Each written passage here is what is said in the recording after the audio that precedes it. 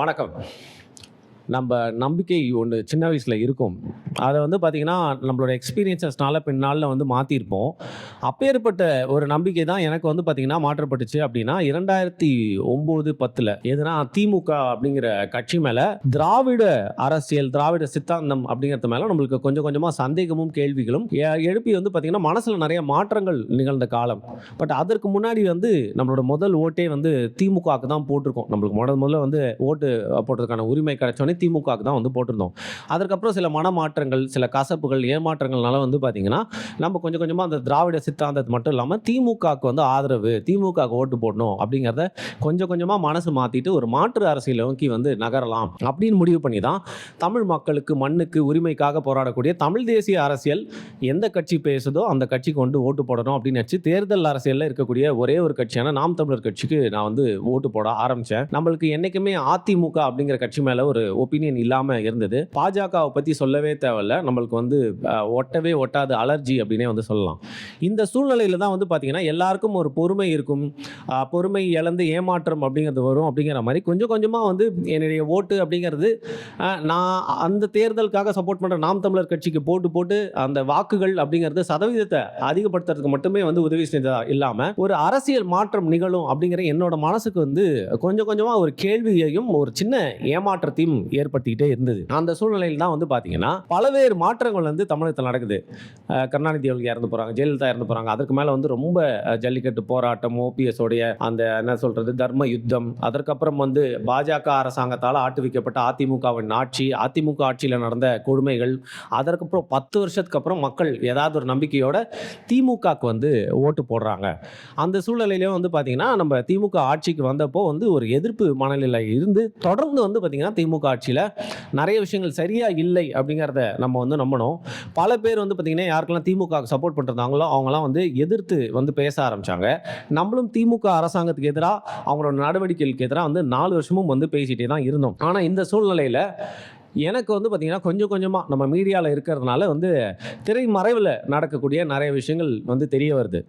அதில் என்ன எனக்கு அந்த ஜனநாயகத்திலும் பார்த்தீங்கன்னா நீங்கள் யாருக்கா ஒருத்தருக்கு ஓட்டு போட்டு தான் ஆகணும். இல்லை நீங்கள் 49 அப்படின்னு சொல்லக்கூடிய உங்களோட ஓட்டை யாருக்குமே போடலன்னு சொல்ல கூட நீங்கள் வேஸ்ட் பண்ணிட்டு போயிடலாம். பட் இந்த தேர்தலில் நம்ம யாருக்கு ஓட்டு போடணும் அப்படிங்கிற ஒரு குழப்பம் எனக்கு இருந்துகிட்டே இருந்தது. ஏன்னா இந்த முறை நாம் தமிழர் கட்சி ஓட்டு சதவீதம் நிறையா வாங்கணும் அப்படிங்கிற ஆசை இருந்தாலும் ஆட்சிக்கு வருமா அப்படிங்கிற ஒரு சந்தேகம். அதிமுக கொஞ்ச நாளுக்கு முன்னாடி ரோஷத்தோட பாஜக ஓட்டு பிரிஞ்சு வந்தாங்க. சரி தனியாக அந்த தேர்தலை அவங்க சந்திச்சா மேபி அவங்களுக்கு ஓட்டு போடலாம் அப்படின்னு நினைச்ச ஒரு மனநிலை. அதற்கப்புறம் திருப்பியும் பாஜக கூட சேர்ந்து அவங்க இயங்கணும்னா சத்தியமா என் ஓட்டு உங்களுக்கு இல்லவே இல்லை அப்படின்ற ஒரு முடிவுக்கு வந்தேன். இப்படி ஒரு குழப்பமான சூழ்நிலையில் தான் பார்த்தீங்கன்னா எனக்கு சில நேரத்தில் சொல்லுவாங்க, இருக்கிற பேயிலே நல்ல பேய் எது, அந்த பேயை தேர்ந்தெடுத்துக்கலாமே, வேர்ஸ்ட்லேயே கொஞ்சம் கம்மி வேர்ஸ்ட்டாக தேர்ந்தெடுத்துக்கலாமே அப்படிங்கிற ஒரு ப்ராக்டிக்கலான மனநிலைக்கு நான் வரேன். அதுக்கு முக்கியமான காரணம் பார்த்தீங்கன்னா விஜய் தான். ஏன்னா நடிகர்கள் நாடாளலாமா அப்படின்னு கேட்டிங்கன்னா நடிகர்கள் நாடு ஆண்டிருக்காங்க. அந்த தமிழ்நாடு அப்படிங்கிற நாட்டில் நடிகர்கள் மட்டுமே வந்துட்டு இருக்காங்களே அப்படிங்கிற கோபம், ஆதங்கம் விஜய் கட்சி ஆரம்பிச்சப்போ இருந்தது. இருந்தாலும் அவர் ஏன் அவருக்கு ஒரு வாய்ப்பு கொடுக்கக்கூடாது மனசில், அவரும் வரட்டுமே அப்படின்னு யோசிச்சுட்டு இருக்கப்போ அவருடைய நடவடிக்கைகள், அவருடைய கட்சியோட நடவடிக்கைகள் அப்படிங்கிறது இன்னைக்கு வரைக்கும் பார்த்தீங்கன்னா நம்ம எந்த அரசியலை நம்புகிறோமோ அதுக்கு எதிரானதாகவே இருக்குது.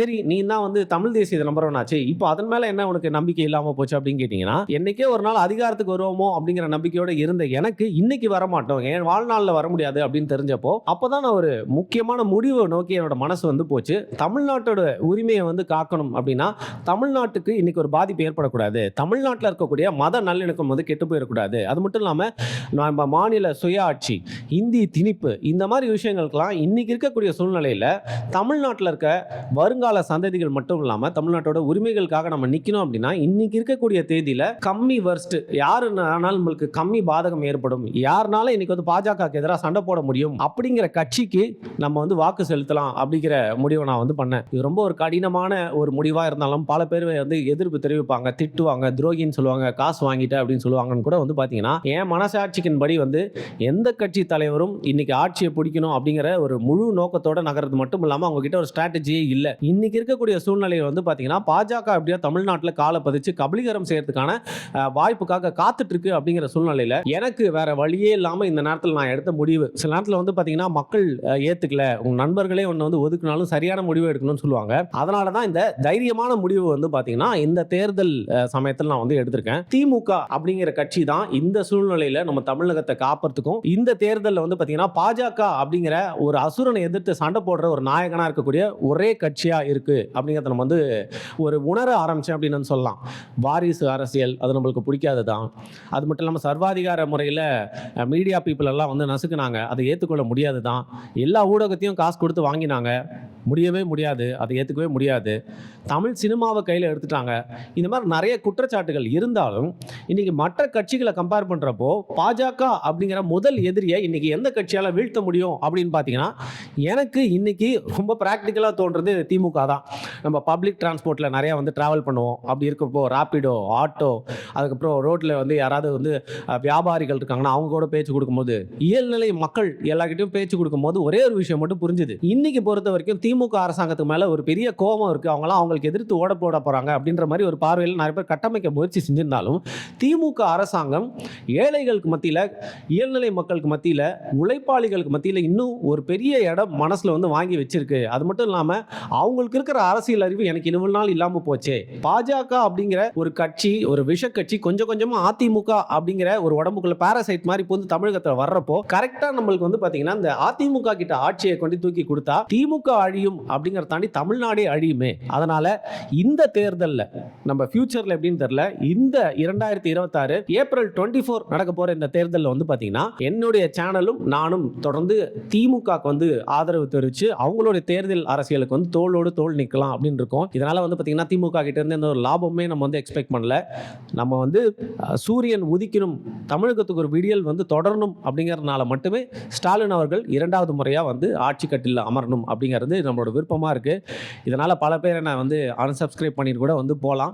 பட் அப்படிலாம் யோசிச்சுட்டு இருந்தால் வந்து பார்த்திங்கன்னா எதுவுமே பண்ண முடியாது அப்படின்னு சொல்லிட்டு நான் இதோட ஏப்ரல் ஃபுல் ப்ராங்கை வந்து முடிச்சுக்கலாம் அப்படின்னு இருக்கேன். ஸோ ஏப்ரல் 1 வந்து நான் உங்ககிட்ட சும்மா ஜாலிக்காக இவ்வளோ நேரம் பேசி உங்களை வெறுப்பேற்றி இதெல்லாம் சொல்லியிருந்தாலும் நீங்கள் ஏப்ரல் 1 ஃபுல் ஆகலைனாலும் தொடர்ந்து நான் சொன்ன மாதிரி ஏதோ ஒரு காரணங்களுக்காக நெரேட்டிவ்ல நீங்கள் போய் உளுந்து தவறானவர்களை வந்து தேர்ந்தெடுத்து ஏப்ரல் 24 மீண்டும் திமுகவுக்கு ஓட்டு போட்டு நீங்கள் ஃபுல் ஆராய்த்தீங்க அப்படிங்கிறதுக்காக தான் வந்து இந்த ஒரு முயற்சி. யாரும் தப்பாக எடுத்துக்காதீங்க. குறிப்பாக வந்து பார்த்தீங்கன்னா இப்போ இருக்கக்கூடிய சூழ்நிலையில் ஊடகங்களில் வந்து முடிஞ்ச அளவுக்கு திமுகவுக்கு எதிரான செய்திகள் வராமல் வந்து பார்த்துக்கிறாங்க. அது மட்டும் இல்லாமல் சோஷியல் மீடியாவில் யாராவது எழுதுனா வந்து சைபர் கிரைமில் கம்ப்ளைண்ட் பண்ணி அவங்க அக்கௌண்ட்டே வந்து ஹேக்லாம் கூட வந்து பண்ணிட்டு இருக்காங்க. ஸோ இந்த தேர்தல் தேதி அறிவிச்சதுக்கு அப்புறமா வந்து பார்த்தீங்கன்னா ஒரு முழு ராட்சசனா மாறி தான் எல்லாரையுமே வந்து கட்டுப்படுத்திட்டு இருக்காங்க. அதனால் வந்து உங்ககிட்ட அப்படி இப்படின்னு நான் சொன்ன மாதிரி உருட்டெல்லாம் எவனா உருட்டினா அப்படின்னு வச்சுக்கோங்க, தயவு செஞ்சு யாருமே அதுக்கு மயங்கிறாதீங்க. காசு கொடுத்தா வாங்கி வச்சுக்கோங்க, சலுகைகள் வந்தால் ஓகே வந்தால் கொடுங்க அப்படின்னு சொல்கிற மலையிலையும் இருங்க.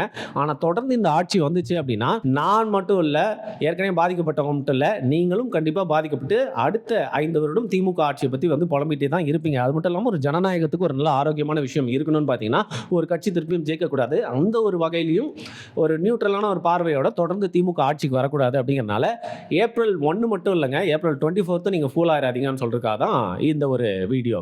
அதையும் தாண்டி சமீபத்தில் எந்த அளவுக்கு பெருசாக நம்மளை ஃபுல் பண்ண பார்த்தாங்க அப்படின்னா இந்த நம்ம முதல்வர் தொடர்ந்து பண்ணிகிட்டே வருவார். ஒவ்வொரு வாட்டியும் வந்து பார்த்திங்கன்னா தேர்தலில் தன்னுடைய நாமினேஷனை வந்து ஃபைல் பண்ணுறப்போ பார்த்திங்கன்னா தன்னோட சொத்து மதிப்பை வந்து ஒன்று போடுவார். அதாவது குழந்தைங்க கூட வந்து சிரிச்சிடும் அப்படிங்கிற மாதிரி இருக்கிறதுலே ஏழை முதல்வர் இவர் தான்ப்பா அப்படிங்கிற மாதிரி அவருடைய சொத்தும் அவருடைய மனைவியோட சொத்தும் வந்து பார்த்திங்கன்னா எவ்வளோக்கு எவ்வளோ மைனஸ் பண்ண முடியுமோ ரொம்ப கம்மியாக வந்து காட்டினது மட்டும் இல்லாமல் காரே இல்லாத முதல்வர்ப்பா அப்படிங்கிற மாதிரி நீங்கள் தமிழ்நாட்டு மக்கள் கேனைங்க அப்படின்னு நினச்சி ஒவ்வொரு வாட்டியும் காதில் பூ சுற்றிட்டே இருக்கீங்களே, அதற்கு இந்த வாட்டியும் ஏப்ரல் ஃபுல் சாக மாட்டாங்க தமிழ்நாட்டு மக்கள் அப்படிங்கிறது வந்து ரொம்ப முக்கியமான விஷயம். இதில் இன்னொரு கொடுமையான விஷயம் என்னன்னு பார்த்தீங்கன்னா ஆட்சியில் அமர்ந்தோன்னு வந்து பார்த்திங்கன்னா யூடியூப் சேனல்லாம் பேட்டி எடுக்குது. அதில் இந்த அமைச்சர் நேரு வந்து பார்த்திங்கன்னா ரொம்ப பெருமையாக வந்து இதான் என்னோட தென்னந்தோப்பு, இதான் என்னோட மாந்தோப்பு, அதான் என்னோட பணந்தோப்பு அப்படின்னு சொல்லிட்டு கண்ணு கெட்டுற தூரம் வரைக்கும் நம்மள் தாங்க அப்படிங்கிற மாதிரி நல்லா வந்து பெருமைலாம் பீத்திக்கிட்டு வீடியோ கொடுத்துட்டாரு. ஆனால் அவர் சொத்து மதிப்பு பார்த்தீங்கன்னா ஐயோ இவ்வளோ ஏழையா, நம்மளுக்கே பார்த்தீங்கன்னா வந்து அவருக்கு ஏதாவது வந்து காசு கொடுக்கணும் போல இருக்கே அப்படின்னு நினைக்கிற மாதிரி வந்து ஃபுல்லாக ரீல் கட்டினா மாதிரி தான் அந்த நாமினேஷனில் பார்த்தீங்கன்னா தங்களோட சொத்து மதிப்பு வந்து ஃபைல் பண்ணியிருக்காங்க. இதில் வந்து யாருமே உருப்படி இல்லை அப்படின்னு நம்ம வந்து ஏற்றுக்கிட்டே தான் ஆகணும். அதை எல்லா கட்சி தலைவர்களும் தங்களோட சொத்து மதிப்பு அப்படிங்கிறத குறைச்சி தான் காட்டியிருக்காங்க. நிறைய பேர் வந்து பார்த்தீங்கன்னா விஜய் வந்து 600 சில்லற கோடி வந்து காமிச்சிருக்காருப்பா பார்த்தீங்கல்ல அப்படின்னு சொல்லிட்டு அவங்களும் மாறு தட்டிட்டு இருக்காங்க. விஜய் அவர்கள் வந்து அவ்வளோ சொத்தை காமிச்சிருக்காரு அப்படிங்கிறது நல்ல விஷயம் தான். பட் அதுதான் வந்து அவருடைய சொத்தா? அதான் உண்மையான கணக்கா? அப்படிங்கிற கேள்வியும் நம்ம வந்து கேட்க வேண்டியிருக்கு. நீங்க மக்களுக்காக வந்து போராடுறேன் அப்படின்னு சொல்லிட்டு, பஞ்ச பராரிகளின் மகனா நாங்க வந்து வந்திருக்கோம்னு சொல்லிட்டு தெருவுல இறங்கி போராடிட்டே இருக்கோம். உனக்காக நான் வந்து போராட வந்திருக்கேன். நான் என்னைக்குமே உன்னை ஏமாத்த மாட்டேன்னு சொல்லிட்டு, இந்த மண்ணுக்காகவும், மக்களுக்காகவும் போராட வந்தேன்னு சொல்லிட்டு வந்து அவங்களோட சொத்து மதிப்பும் இன்னைக்கு வந்து அதிகமா தான் இருக்கு. அதெல்லாம் கேள்வி கேட்டா, அதெல்லாம் வந்து இந்த நேரத்தில வந்து நம்ம குத்தி காட்டணும் அப்படின்னா வந்து பார்த்தீங்கன்னா, நம்ம தமிழின துரோகி அப்படின்றாய்ங்க.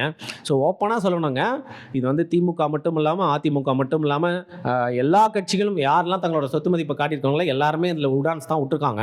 ஆனா, இதில இருக்கிறதுலே பெரிய ரீல்னா வந்து பார்த்தீங்கன்னா, நம்மளோட முதல்வரும் நம்ம அமைச்சர் நேரு போன்றவர்களும் தான். ஸோ இதிலே உங்களுக்கு தெரியுது இல்லையா, நம்மள எவ்வளோ முட்டாள்னு நினச்சிட்டு இருக்காங்க அப்படின்னு சொல்லிட்டு. ஸோ திருப்பியும் நம்ம வந்து முட்டாள் ஆகக்கூடாது. சரி, ஒரு 10 வருஷம் அதிமுக ஆட்சி இருந்தது. இந்த நேரத்தில வந்து பார்த்தீங்கன்னா, ஸ்டாலின் அவர்களுக்கு ஒரு வாய்ப்பு கொடுக்கலாமே, கொடுத்து பார்த்தாச்சு. ஆனா, எந்த அளவுக்கு அது டிசப்பாயிண்டிங்கான ஒரு டேர்மா இருந்தது அப்படிங்கிறது எல்லாருக்குமே வந்து தெரியும். தனிப்பட்ட ரீதியில வந்து அவர் மேல நம்மளுக்கு எந்த ஒரு தாக்குதலோ, அவர் அப்படி இப்படின்னு சொல்றதெல்லாம் வந்து நம்மளுக்கு ஒரு மனசே இல்ல. பட் கண்டிப்பா இந்த ஆட்சி அப்படிங்கிறத வந்து சரியா நடத்தல. அது மட்டும் இல்லாம திமுக அப்படிங்கிற ஈக்கோ சிஸ்டமே வந்து பார்த்தீங்கன்னா, இப்போ தேர்தல் அறிவிச்சதுக்கு அப்புறமா கூட வந்து ஒரு ஒரு ரவுடி மனநிலையில ரொம்ப அகங்காரத்தோட வந்து திருப்பியும் நாங்க தான் வருவோம். எங்கள எதுவுமே பண்ண முடியாது அப்படிங்கிற மனநிலையில இருக்காங்க. இது ஜனநாயகத்துக்கு கொஞ்சமும் நல்லதில்ல அப்படிங்கிறனால, இந்த ஏப்ரல் நம்ம ஃபூல் ஆவாம விழித்துக் கொள்ளலாம். உங்களுக்கு பிடிச்சவங்க யாருக்கு வேணா போடுங்கப்பா. ஆனா திமுகவுக்கு மட்டும் போடாதீங்க அப்படின்னு சொல்லிட்டு என்னுடைய ஏப்ரல் ஃபூல் உரையை முடித்துக் கொள்கிறேன். என்னதான் இருந்தாலும் நம்பிட்டீங்கல்ல சில பேரு. அதனால எனக்கு கொஞ்சம் சந்தோஷம் தான். நான் உங்கள எப்படி ஏமாத்தனோ அதே மாதிரி குட்டி குட்டி பிராங்கா வந்து இன்னைக்கு உலகத்துல எல்லாருக்குமே நீங்க வந்து பிராங்க் பண்ணி ஏமாத்துங்க. குறிப்பா திமுக சார்ந்தவங்க யாராவது ஓட்டு கேட்டு வந்தாங்கன்னா கண்டிப்பா உங்களுக்கு தான் போடுறோம் அப்படின்னு சொல்லிட்டு கொடுத்தா ஏதாவது வாங்கி வச்சுக்கிட்டு அவங்களுக்கு போடாதீங்கப்பா. நான் உங்களுக்கு ஏப்ரல் ஃபூல்ஸ் ஐடியா கொடுக்குறேன். நன்றி.